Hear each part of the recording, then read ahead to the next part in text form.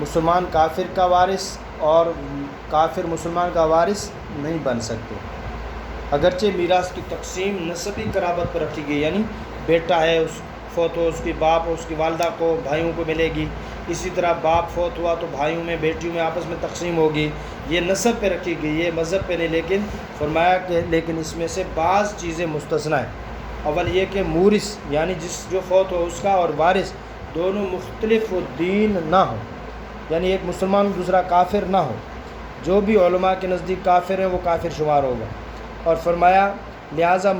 مسلمان کسی کافر کا اور کافر کسی مسلمان کا وارث نہیں ہوگا، خواہ ان میں آپس میں کوئی بھی نسبی رشتہ ہو۔ بیٹا ہے، باپ مرتد ہو گیا تو بیٹے اس کے وارث نہیں بنیں گے، بیٹا مرتد ہو گیا تو وہ اس کے وارث نہیں بنے گا۔ حضور کی ختم نبوت کا انکار کیا، صحابہ کو گالیاں دی، اسلام سے نکل گیا تو یہ وارث نہیں بنیں گے کسی بھی صورت میں، خواہ ان میں آپس میں کوئی بھی رشتہ ہو۔ اس لیے حضور اکرم صلی اللہ علیہ وسلم نے فرمایا کہ لا یرث المسلم الکافر ولا الکافر المسلم، مشکوٰۃ شریف کی روایت ہے، یعنی مسلمان کافر کا اور کافر مسلمان کا وارث نہیں بن سکتا۔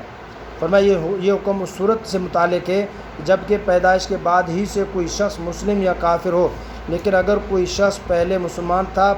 پھر علیہ بالاسلام سے پھر گیا اور مرتد ہو گیا، اگر ایسا شخص مر جائے یا مقتول ہو جائے تو اس کا وہ مال جو اسلام کے زمانہ میں کسب کیا تھا اس کے مسلمان وارث کو ملے گا، اور جو ارتداد کے بعد کا مال ہے وہ بیت المال میں جمع کر دیا جائے گا، اس کا کوئی وارث نہیں ہوگا۔ لیکن اگر عورت مرتد ہو گئی تو اس کا کل مال خواہ زمانہ اسلام میں حاصل ہو یا زمانہ ارتداد میں اس کے مسلمان اور وارثوں کو ملے گا، لیکن خود مرتد مرد یا عورت اس کو نہ کسی مسلمان سے میراث ملے گی نہ کسی مرتد سے۔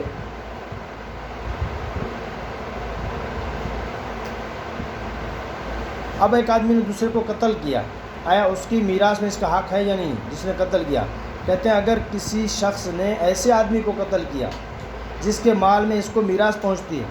یعنی اللہ نہ کرے بیٹے نے باپ کو قتل کر دیا، بیٹے نے باپ کو قتل کر دیا یا بھائی کو قتل کر دیا جس کا میراث اس کو ملنی تھی، اگر وہ اپنی موت مرتا تو اس کی میراث اس کو ملنی تھی، اس کو قتل کر دیا تو کیا وہ اس کے مال میں سے اس کو کچھ ملے گا نہیں ملے گا؟ زید بکر آپس میں بھائی ہیں، اب زید اگر مرتا اپنی موت تو اس زید کی میراث میں اس کا حق ہوتا زید بکر کے،